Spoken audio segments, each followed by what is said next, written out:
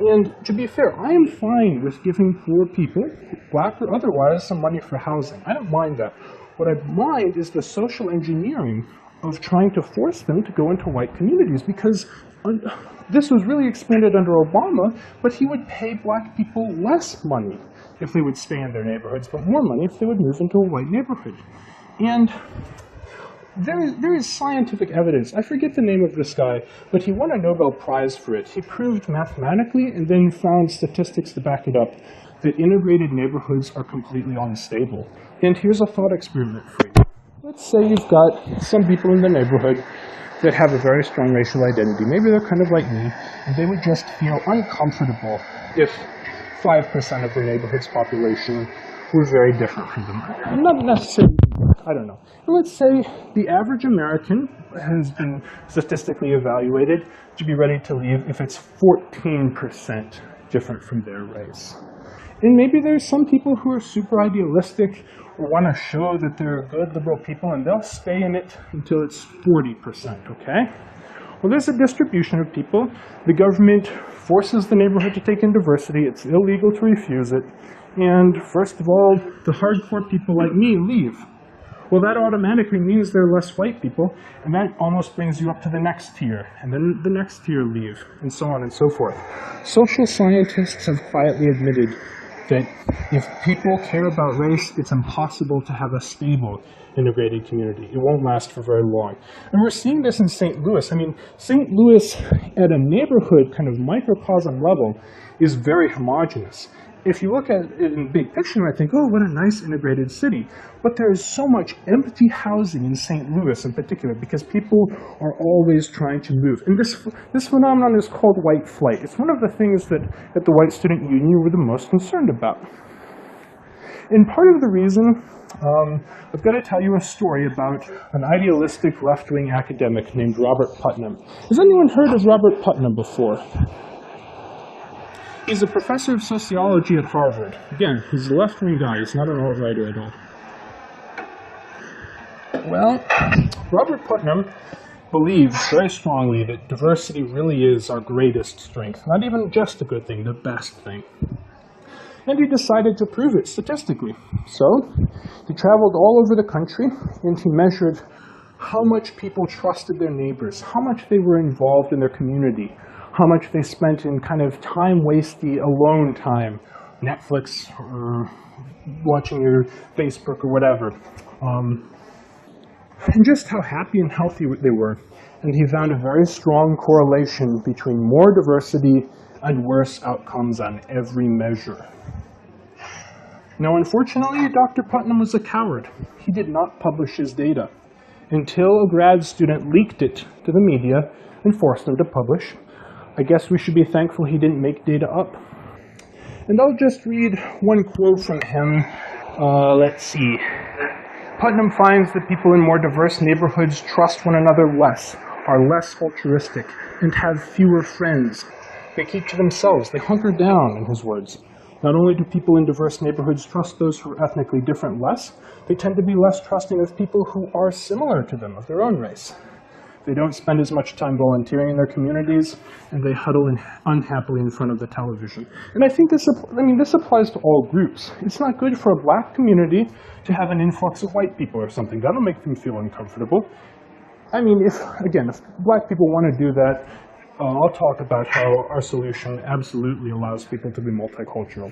And that doesn't even get into different crime rates in different groups, different illegitimacy rates, and even, just different social practices. Not to say one is better than another, but some groups are very ebullient and loud and cheerful, and some are kind of uptight and calm. So let's think about our country's fate. I think most people instinctively feel things are going very badly in every sphere for America except technology.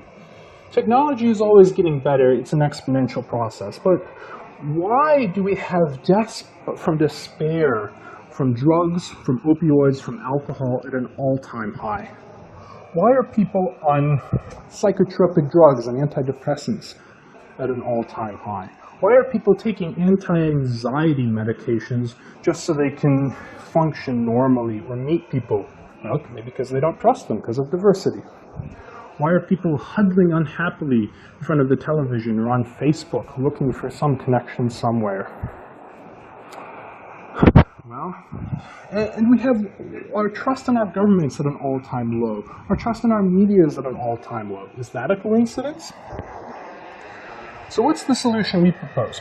Number one, the solution is not to force anyone out of the country to say, America's only for whites, kick everyone out. That would be absurd, that would be cruel, it would never happen.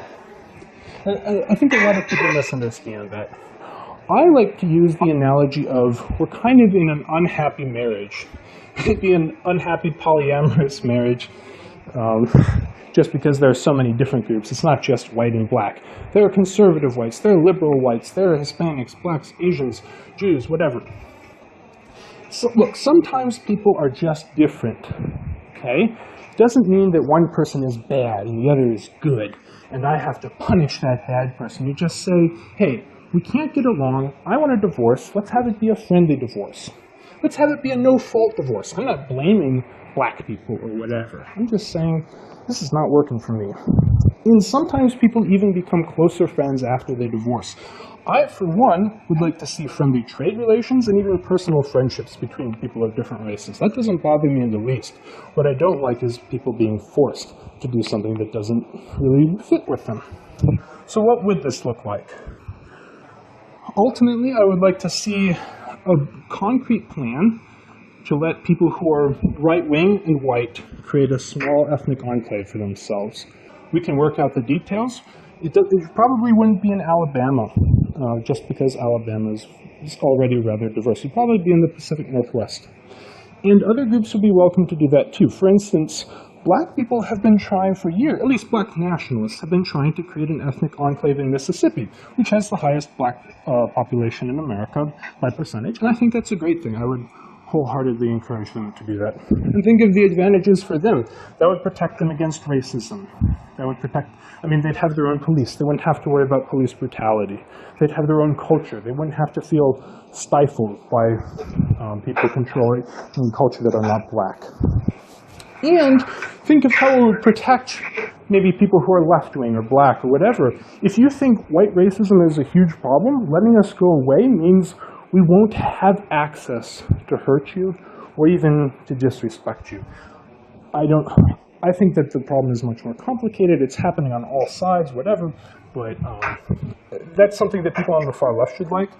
Likewise, they can create a communist area around Portland. It's super left-wing there, and they're never going to get their communism if they're forced to stay in the United States. So, the one thing that white people cannot do at this rate is just try to appease different groups. There are people on the far left that have called, well, who has heard of the Women's March? It's against Donald Trump, and they wear pink hats that are called pussy hats. Who's heard of the Women's March? Okay. Who's heard of how radical feminists, often black, say that the pussy hat is comparable to the Confederate flag? White feminism on the left has become a term of hate. They use it like white supremacist. There are active left-wing groups saying you must, quote, confront white womanhood. In other words, if you're a white woman, you're apparently just as evil to them as if you're in the alt-right. Recently, a Swedish far-right party marched in a pro-gay pride parade, and this was attacked as Islamophobic. You have 5 more minutes, okay. So however you want to use it. No, I think that's great. Look, let's take questions. I'm sorry, I was hoping to give more questions. So, yeah, who's got a question? Anybody has a question? Dr. Thomas, can you call on them? Because I can't see them super well. Okay. Yes. Do you think that their group would exist if sight didn't exist? If, let's say we were all a blind community, but we were all innocent children who don't really see color or race.